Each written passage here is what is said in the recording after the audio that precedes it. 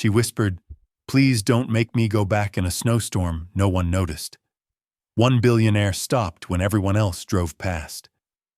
What began as a moment of kindness unraveled a hidden truth, proving that sometimes saving one child can change an entire life forever.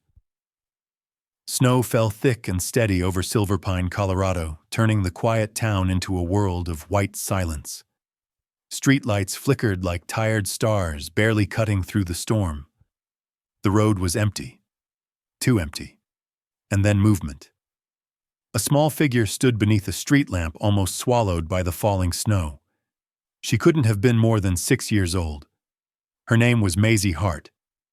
She wore a thin pink coat that had seen too many winters, and in her mittened hands, she clutched a small white plush bunny with one bent ear. Beside her, a tiny suitcase leaned awkwardly on one broken wheel. Maisie didn't cry. She didn't scream. She simply whispered, her breath trembling into the cold night, "Please, don't make me go back." The words were soft, too soft for a child. They carried the weight of someone who had already learned how silence works. Snow gathered on her lashes. Her boots were damp. Every step felt uncertain, not because the road was dangerous, but because she didn't know where it led. She only knew one thing: turning around wasn't an option.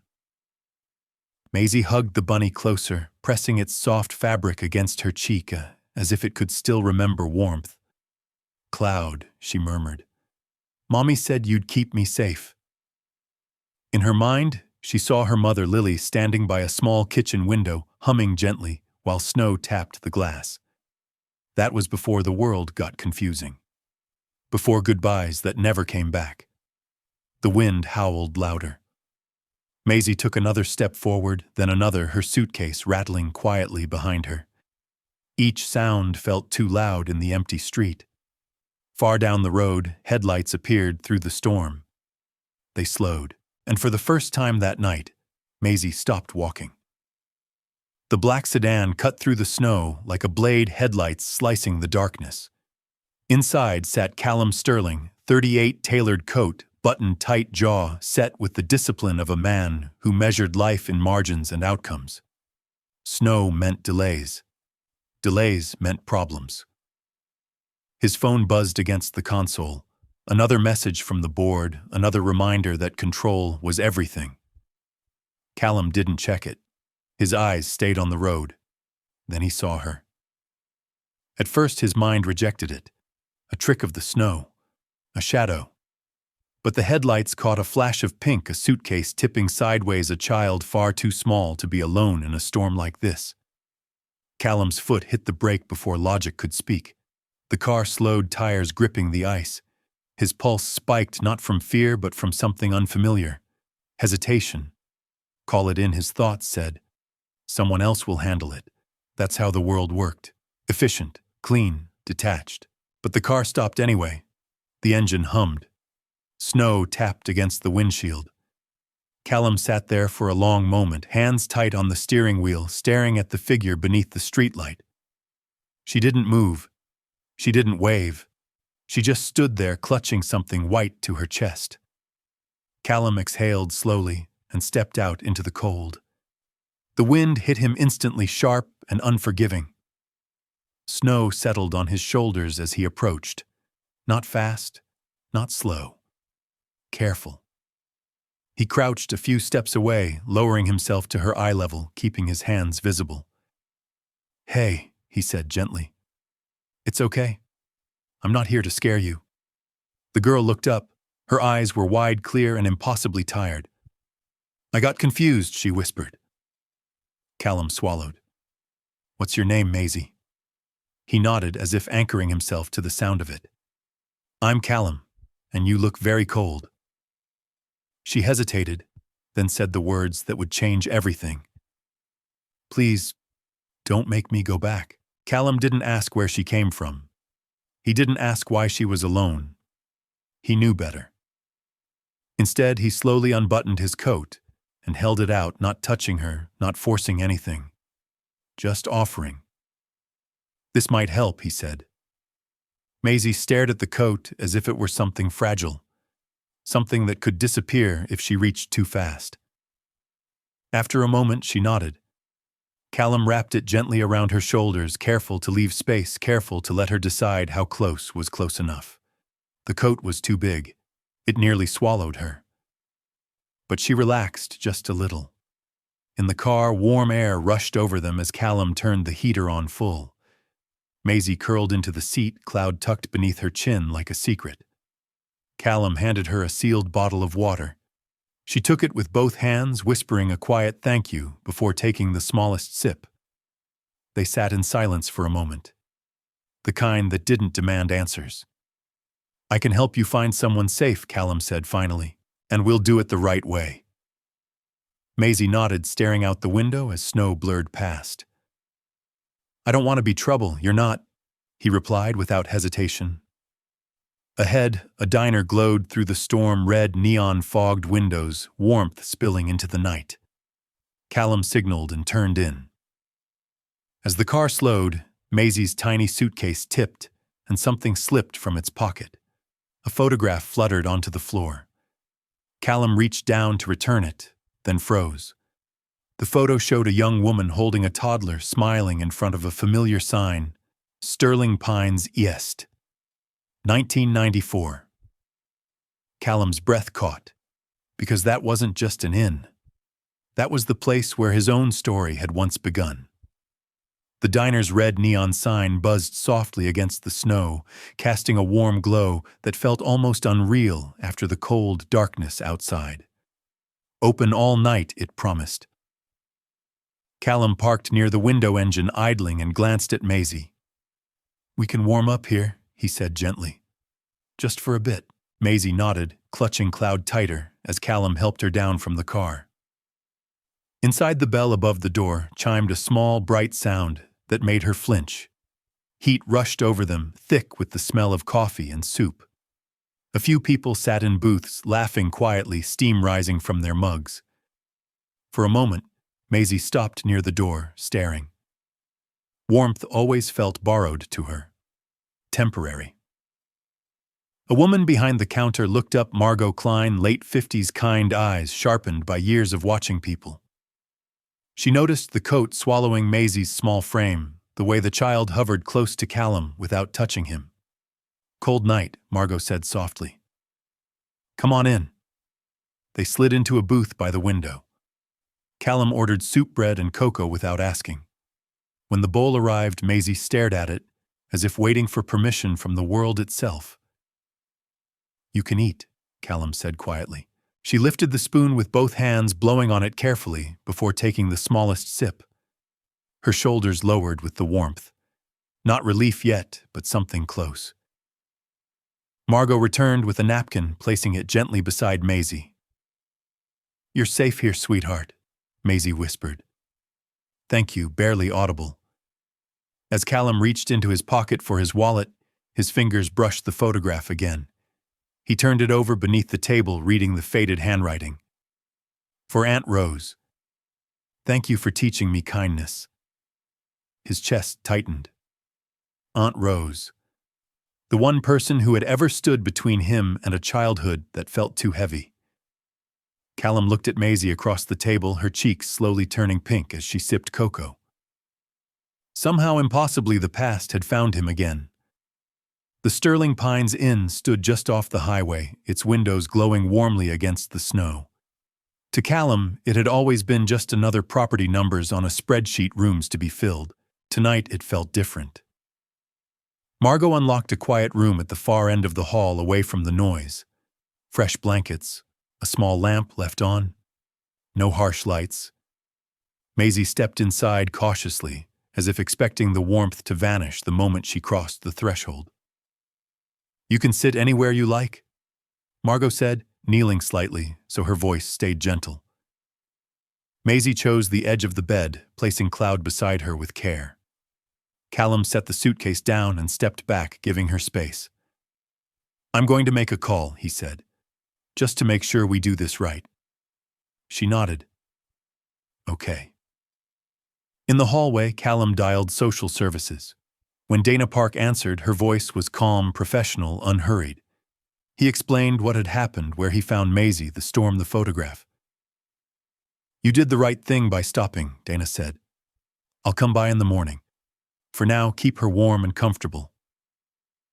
Callum hung up and leaned against the wall, exhaling slowly. Control had always come from knowing the next step. Tonight it came from trusting the process. Inside the room, Maisie had curled beneath the blanket, her coat folded neatly beside her. She looked up when he returned. "Are you going to send me away?" she asked quietly. "Not tonight," Callum replied. "Tonight you rest." Her eyes fluttered, heavy with exhaustion. "My mom used to say angels show up when you're cold." Callum sat in the chair nearby, hands folded. I think she was right. As Maisie drifted to sleep, clutching Cloud. Close, Callum stared at the photograph in his hand. Lily's smile, the inn's old sign, Aunt Rose's name. For the first time in years, the walls he'd built around himself felt thin. Morning light slipped gently through the curtains, pale and quiet. The storm had passed, leaving the world outside buried in white stillness. Callum hadn't slept. He sat by the window with a cooling cup of coffee, watching Maisie sleep. Without the tension of the night, she looked even younger. Peaceful. As if the world hadn't asked anything from her yet. A soft knock came at the door. Margot entered with oatmeal and toast on a tray. "She'll wake soon," she whispered. "Kids always do when they smell breakfast." As if on cue, Maisie stirred. Her eyes opened slowly, searching. When she saw Callum still there, something eased in her expression. "You stayed," she said. "Yes," he answered simply. She sat up, pulling the blanket tighter around her shoulders. Margot set the tray within reach and stepped back. Maisie ate carefully, every bite deliberate. When she finished, she looked up at Callum. "Are you taking me back now?" Callum moved closer, lowering himself so they were at the same level. "I want to understand what happened first." Maisie traced the edge of the bowl with her finger. "After Mommy went away, I lived with my aunt. She said it was temporary. Then it wasn't." She paused, choosing her words like stepping stones. "We had a bad night. I got mixed up. I thought maybe I should leave so things would be quieter." Callum didn't interrupt. Silence was safer than questions. "I didn't want to be bad," Maisie added softly. "You're not," he said without hesitation. A knock echoed from the hallway, this one firmer. Callum opened the door to find Dana Park, clipboard in hand, eyes already softening as she glanced past him toward the room.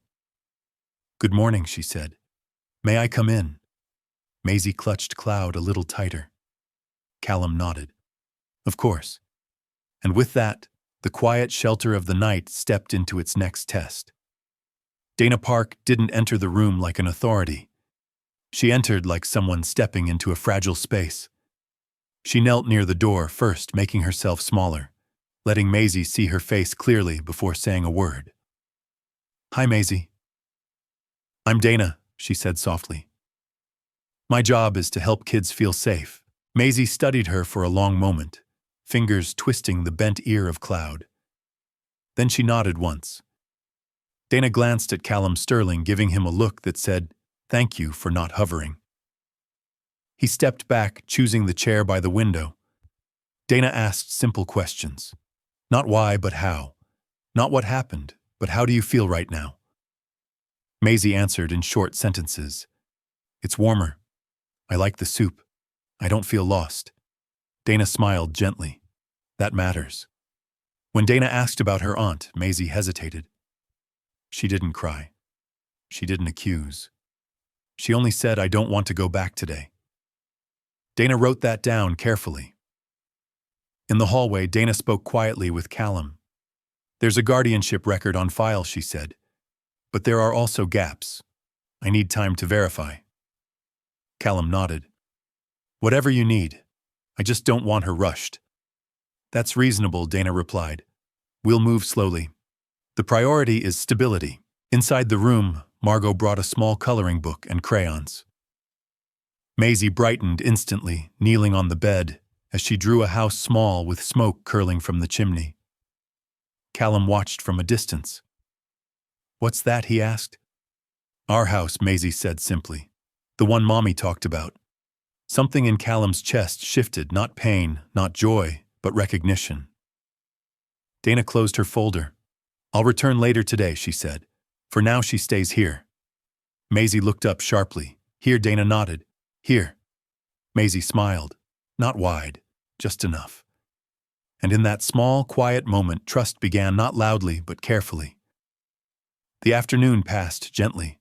Snow melted into slush outside. Sunlight softened the room. Maisie colored while humming a tune without words. Callum worked on his laptop, though nothing truly held his focus. He found himself listening to the sound of crayons scratching paper, to Maisie's breathing when she leaned too far into thought. Finally, he closed the screen. "Maisie," he said carefully, "do you remember where your mom worked?" She looked up. She worked at a place with a tree on the sign. A pine tree. Callum's fingers stilled. "She said the lady there gave her flowers when she was sad," Maisie added, "and said people don't heal fast, but they heal." Callum swallowed. "That lady," he said slowly, "was my aunt. Her name was Rose." Maisie blinked. "Mommy talked about Aunt Rose." Callum reached for the photograph on the nightstand and held it out. "Is this her?" Maisie's eyes widened. "That's Mommy." The air in the room changed. Callum sat down heavily. Memories flooded in Rose's laugh, her steady hands, her insistence that kindness wasn't weakness. "She used to tell me," Callum said, voice low, "that homes aren't built with walls. They're built with people." Maisie smiled. "Mommy said that too." Outside, Callum's phone buzzed. He didn't need to look to know who it was. Graham Voss, his COO, his shadow. He silenced the call. In that moment, the choice felt simple. Maisie returned to her drawing and added a tall figure beside the house. "That's you," she said matter-of-factly. "You have a coat." Callum managed a small smile.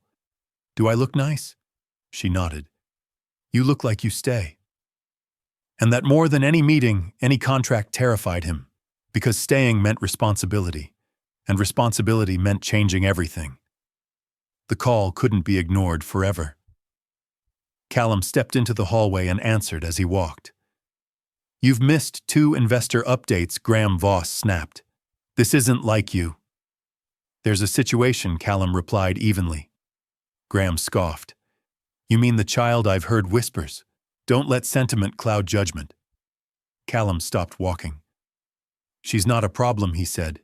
"She's a person." Silence crackled on the line. "You built this company by staying detached," Graham said coldly. "Don't lose your edge now." Callum hung up without responding. Back in the room, Maisie was packing her crayons away with careful precision. "Am I in trouble?" she asked quietly. "No," Callum said immediately. "You're not." A knock echoed through the hall, sharper this time. Dana returned, her expression composed but alert. "We need to talk." She explained calmly, "The guardianship papers appear valid, though outdated. Legally, they can't be dismissed without review." "We'll need to place Maisie in temporary care while we investigate," Dana said. "Just for a short time." Maisie froze. "Will I be alone?" she asked. Dana shook her head. "No. You'll be with people whose job is to keep you safe." Maisie turned to Callum, eyes searching. "Will you forget me?" Callum crouched in front of her, steady and sure. "I won't." Dana watched closely, then added, "You'll see him again. I promise." Maisie nodded slowly. She reached out and held the sleeve of Callum's coat. "Okay," she whispered. As Dana prepared the paperwork, Callum felt something new take root inside him. This wasn't a rescue anymore. It was a responsibility. And somewhere deep down, he knew the next time Maisie asked him to stay there would be no turning back. The hallway outside the room felt colder than before. Dana Park stood with her clipboard pressed lightly against her chest, as if even paper needed to breathe before being used. Her voice remained calm, but every word carried weight. "We'll proceed carefully," she said. "Maisie will go to a short-term care home while we review the guardianship. It's not a punishment. It's protection." Maisie sat very still on the edge of the bed. She didn't cry. She simply listened, absorbing the tone more than the words. "How long is short?" she asked. Dana met her eyes. "A few days. Maybe less." Maisie nodded, then reached for Cloud, holding the bunny against her stomach. "Can I bring him?" "Yes," Dana said immediately. Of course. That answer mattered more than the rest. Callum stood by the window, fists tucked into his pockets. He had signed billion-dollar contracts that felt lighter than this moment. Paperwork usually meant distance here. It meant deciding where a child slept. Margot entered quietly, carrying a small overnight bag she'd prepared. Pajamas, a sweater, a book with soft illustrations. "I thought this might help," she said gently. Maisie looked inside, eyes widening at the folded clothes. "These are for me, they are." Margot smiled. "Just until you come back." "Come back." Maisie glanced at Callum. He stepped closer, lowering himself again to her height. "I'll check on you," he said. "Every day if they let me." Her lip trembled, not with fear but effort. "You promise, I promise," he answered without hesitation. Dana observed the exchange carefully. This wasn't attachment built on impulse. It was steadiness, consistency, respect. Outside, the snow began again, lighter, now quieter. Dana gathered her papers. "We'll leave before sunset," she said, "so the drive is calm." Maisie slid her arm through the sleeve of Callum's coat one last time. Not clinging, just grounding herself. "Okay," she whispered. And just like that, the room that had felt like shelter became a pause, not an ending, but a waiting breath. The lobby doors opened sharply, letting in a rush of cold air and impatience. High heels clicked against the tile, fast, certain, practiced.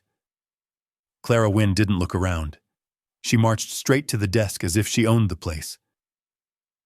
"I'm here for my niece," she said. "This has gone on long enough." Margot stiffened but kept her voice even. "You'll need to speak with social services." Clara scoffed. "I already did. They know I'm her guardian." Callum stepped forward, not aggressive, not defensive, just present. "Ms. Wynne," he said calmly, "we're following the process." Clara's eyes flicked to him, sharp and dismissive. "And who are you supposed to be? Someone who found a lost child in a snowstorm," he replied, and made sure she was safe. Maisie appeared behind Margot, Cloud tucked under her arm. The moment Clara saw her, her smile snapped into place, tight, rehearsed. "There you are," Clara said. "You really scared me." Maisie didn't move. Dana stepped between them smoothly. "Ms. Wynne, we'll speak privately." In the corner of the lobby, voices stayed low but tense. Clara insisted it was a misunderstanding, a disagreement, a moment blown out of proportion. Dana listened, took notes, asked for dates, details. Then she asked, "Why were the guardianship papers not updated after your address change?" Clara blinked. "Just once. That's not relevant," she snapped. "She's my responsibility." Maisie watched from across the room, heart pounding, not from fear, but uncertainty. She looked at Callum, searching his face for signals. He gave her one, a slow nod. "You're okay." Dana returned to Maisie and knelt again. "Sweetheart, we're going to make sure everything is clear before decisions are made." Maisie swallowed.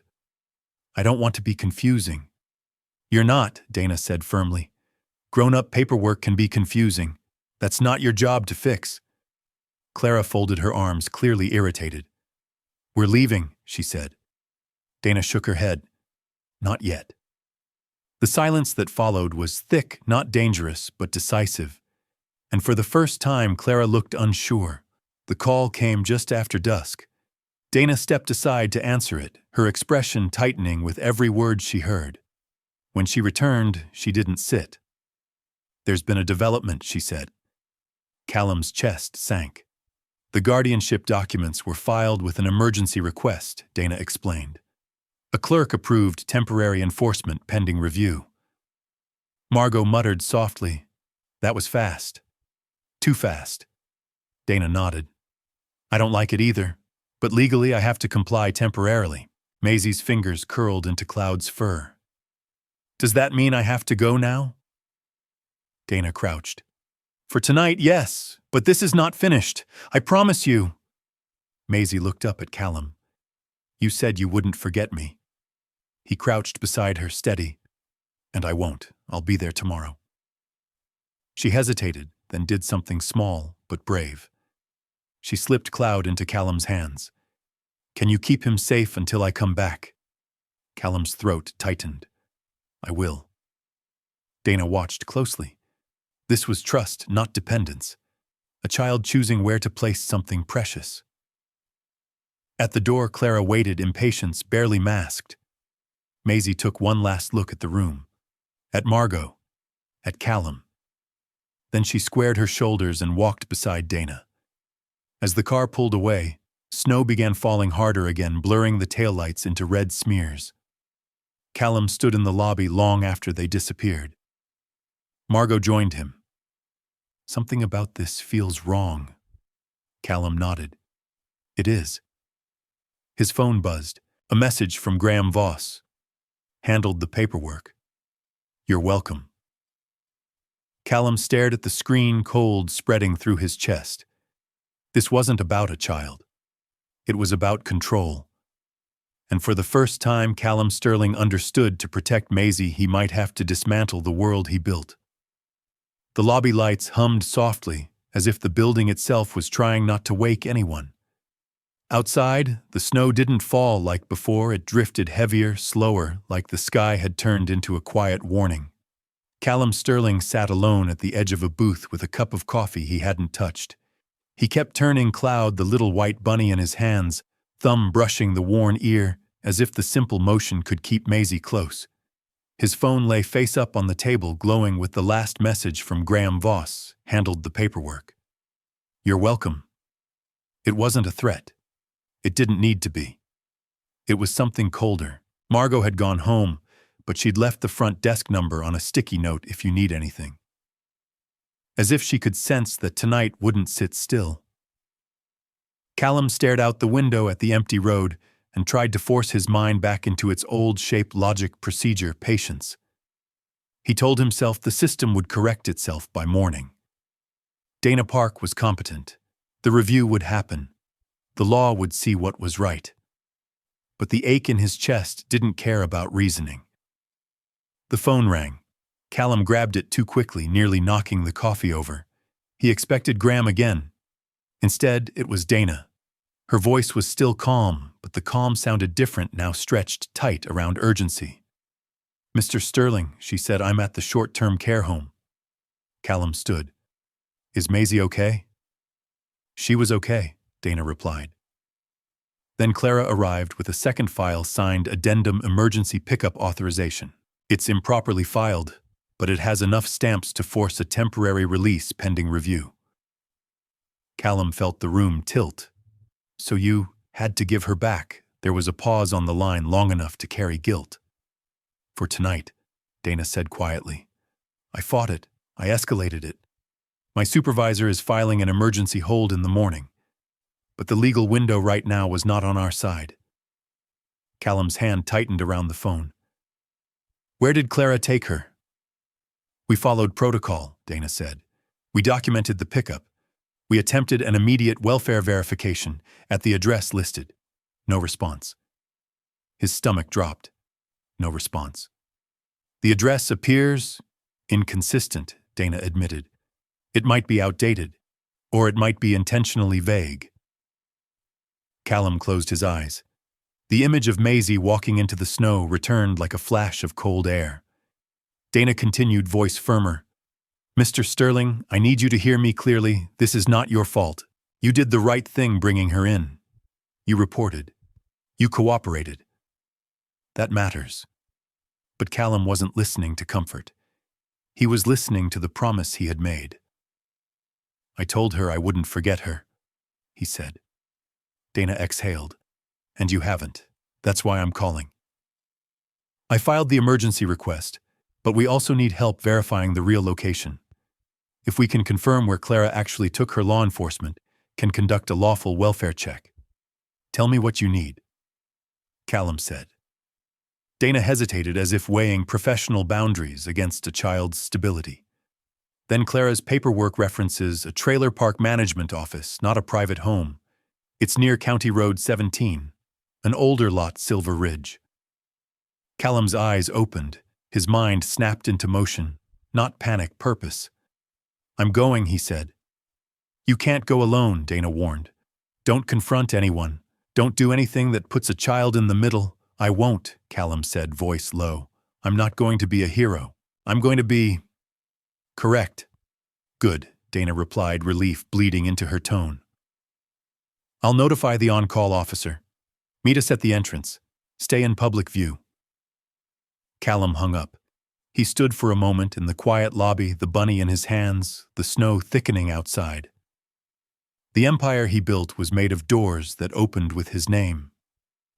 Tonight, only one door mattered, and behind it somewhere was a little girl who had trusted him with a stuffed bunny and a single sentence, "Don't forget me." Callum put on his coat and stepped into the snow.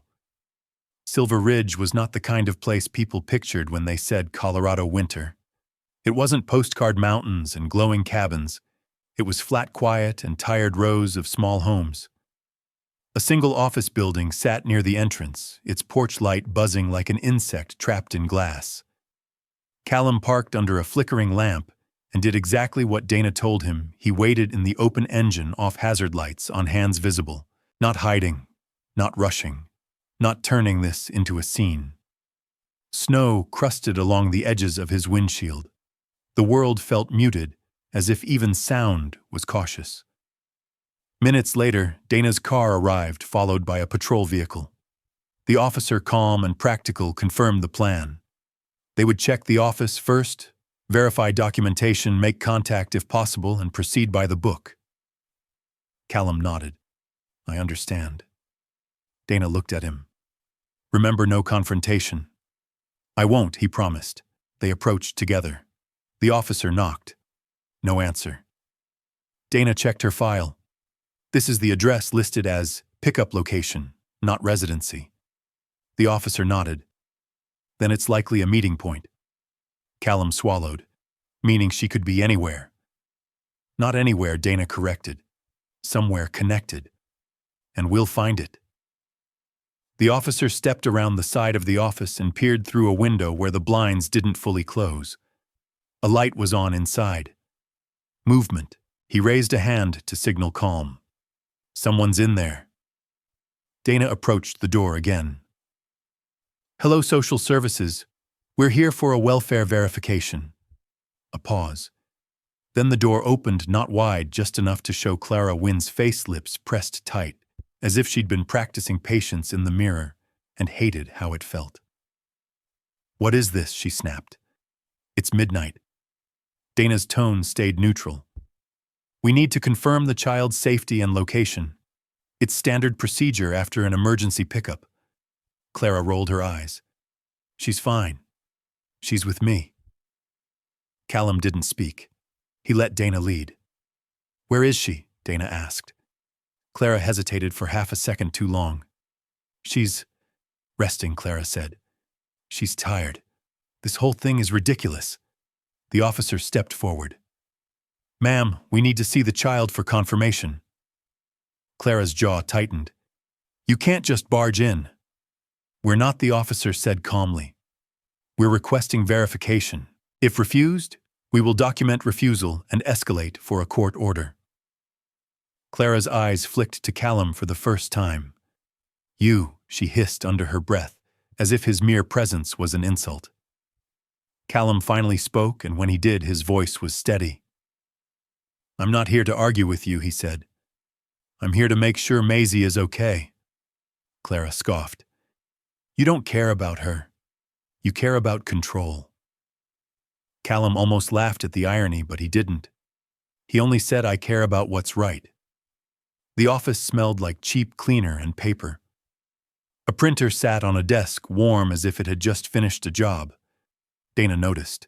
So did Callum. Clara shifted her body slightly, blocking the hallway. Dana's eyes narrowed, not with anger, with attention. "Ms. Wynne, I'm going to ask again. Where is Maisie?" Clara's mouth opened, and a phone buzzed somewhere behind her. She turned too quickly, reacting before thinking.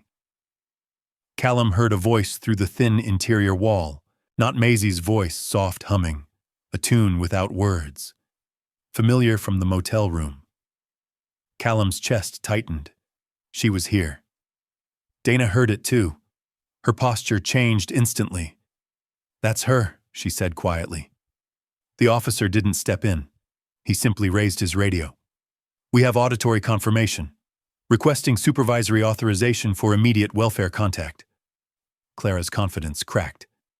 "This is harassment." Dana kept her voice low, almost kind, because that's how you protect children. "No," she said. "This is prevention." Callum stared at the printer, at the fresh papers, at Clara's frantic mask slipping, and inside him a colder realization formed. This wasn't just an overwhelmed guardian. This was coordination, and someone with power had made sure the paperwork moved fast. Someone who knew how systems bent when pressed. Someone like Graham Voss. The patrol officer didn't raise his voice. He didn't touch anyone. He simply moved the situation into the safest lane it could travel: documentation, protocol, child first steps. "Ma'am," he said, "we're requesting that you allow Ms. Park to see the child. If you refuse, you may be ordered to comply." Clara's hands shook, not from fear, but from frustration at being boxed in by procedure. "This is ridiculous," she spat. "She's in the back room." Happy Dana didn't smile. She only nodded, turned her body sideways, and walked with slow, careful steps, like someone crossing a fragile bridge. Callum stayed where he was, exactly as instructed. He did not follow. He did not rush. He did not make the child's safety about his own emotion. A moment later, Dana's voice floated back from the hallway, gentle and controlled. "Hi, Maisie. It's Dana. You're okay?" Callum's breath caught. Then softer Maisie's voice. "I have Cloud," she asked, quiet as snow. Callum blinked hard, throat tightening. Dana answered, "Cloud is safe. Mr. Sterling has him." Silence. Then Dana said, "Would you like to come where it's warm and calm again?" A small pause. Then yes. That single word hit Callum like a bell. Dana reappeared with Maisie beside her, not pulled, not forced. Maisie walked on her own feet, shoulders small but squared, clutching the sleeve of a borrowed sweater. Her eyes found Callum instantly, not with drama, not with tears, just relief that looked too old for 6. Callum didn't move fast. He crouched and held the bunny out gently. "Cloud kept your spot," he whispered. Maisie took the bunny with both hands as if receiving something sacred. She pressed her forehead to the plush for half a second, just enough to breathe. The officer spoke quietly with Clara, documenting her statements, confirming identity, noting discrepancies. Dana asked for the second file Clara had brought. Clara resisted at first, then shoved a folder onto the counter. "Take it. You people love paper so much." Dana opened it, scanning quickly, and then her eyes stopped. Callum saw it, the shift in her face, the moment professionalism met something uglier. "What is it?" he asked quietly. Dana didn't answer immediately. She pulled out a receipt stapled behind the addendum, bank transfer confirmation, printed fresh. The name at the top wasn't Clara's. It was Graham Voss. Callum felt his pulse slow, not calm, but sharpened. The world clicked into place. Graham wasn't just pushing Callum back to work. He was creating a crisis, a distraction, a lever, something he could later point to and say, "He's unstable, he's distracted, he's unfit to lead." And the child Maisie was never a person in Graham's math. She was a variable. Dana looked up at Callum, voice low. "This changes everything." The officer glanced at the receipt. We'll forward this to the appropriate unit. Clara's mouth opened, then closed. Her anger faltered, replaced by something like panic. That's not, she began. Dana cut in, not harshly but firmly. Ms. Wynne, you are not being accused by me, but this documentation will be reviewed. Callum stood slowly still, keeping distance from Maisie's space, still letting Dana and the officer do their job. Maisie leaned slightly toward him anyway, just enough for her voice to reach his coat. You came back, she whispered. Callum didn't make promises he couldn't legally keep. He made the only one that mattered. I'm here, he said, and I'm not leaving you alone in this. Outside, snow drifted like ash in the streetlight. Inside the small office, paper lay on the counter, and for the first time it wasn't just paperwork. It was proof. And proof meant the next storm wouldn't be snow. It would be public, corporate, legal. But Callum Sterling had already crossed the point where he cared about image more than a child's trust. He looked at Maisie's small hand gripping Cloud. Then he looked at Dana. Tell me what the next step is, he said. Dana nodded once. We protect her, she replied. And we do it the right way. And in that moment, without shouting, without violence, the real fight began. The boardroom in Denver had no windows. Callum Sterling used to like it that way. No distractions, no weather, just numbers, faces, and decisions that didn't require feelings. This morning it felt like a cage. Graham Voss sat at the far end of the table, perfectly composed, fingers steepled, as if nothing in the world could surprise him. Around them, board members murmured softly, flipping through reports. Callum stood instead of sitting. I'm stepping down as acting CEO, he said calmly. The room froze. Graham's lips curved into something close to a smile. This is highly irregular, he said smoothly, but perhaps necessary. Callum didn't look at him. He looked at the board. I'm not abandoning responsibility, Callum continued. I'm removing conflict. Effective immediately, I'm recusing myself from executive decisions while a legal review is underway. Murmurs turned into whispers. One board member frowned. What legal review? Callum nodded once. An investigation involving unauthorized corporate transfers and manipulation of external legal processes. Graham's smile vanished. Callum placed a folder on the table. Inside were copies, bank records, timestamps, communications. Nothing dramatic, nothing speculative, just facts. These funds, Callum said evenly, were transferred without board approval. Their purpose was not business-related. Silence thickened. Graham leaned back slowly. You're making a serious accusation. I'm presenting documentation, Callum replied. The accusation will be decided by counsel. The board chair cleared his throat. Mr. Voss, you'll cooperate fully. Graham's jaw tightened. Of course. Callum exhaled quietly. This was not revenge. It was containment. As he left the room, his phone buzzed. A message from Dana Park. Maisie is with me. She's calm. She asked for you. For the first time that day, Callum smiled. The family services office smelled like paper and coffee.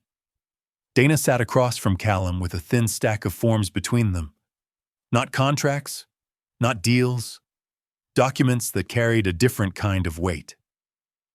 This is a temporary guardianship request, Dana explained.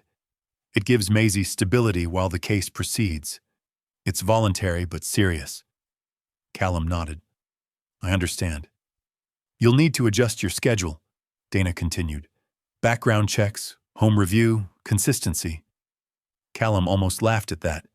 Consistency was the one thing he'd avoided his entire life. I can do that, he said. In the adjacent room, Maisie sat with a child advocate drawing quietly. When she saw Callum through the glass, she waved Cloud in greeting. Dana followed his gaze. She trusts you. Callum swallowed. I don't want to break that. Dana slid the papers forward. Then don't. He signed. Not with flourish, not with ceremony, just his name steady and clear. Later, Dana knelt beside Maisie. "You'll be staying with Callum for a while, only if you're okay with that." Maisie looked at Callum, not excited, not overwhelmed, thoughtful. "Will I still see my school?" she asked. "Yes," Dana said. "And your friends?" Maisie nodded. Then she walked over and took Callum's hand.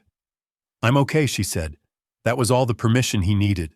The Sterling Pines Inn looked different in daylight, not because it had changed, but because Callum had. Maisie stepped inside, slowly, backpack on her shoulders, cloud tucked under one arm. She paused, looking around. "This is where Mommy worked," she said. "Yes," Callum replied. "And where you're welcome." Margot waited near the desk, eyes shining. "Your room's ready," she said softly. "With extra blankets." Maisie smiled. That night, they ate soup together at the small dining table. No speeches, no explanations, just quiet. Afterward, Maisie climbed into bed, arranging Cloud just right. Callum stood in the doorway. "I'll be right across the hall." She nodded. "Okay." As he turned to leave, she spoke again. "Mr. Callum, yes." "Thank you for staying." Callum paused. The words hit deeper than any applause ever had. "You don't have to thank me," he said gently. "This is what people are supposed to do." Later, Callum sat alone by the window watching snow melt into dark pavement.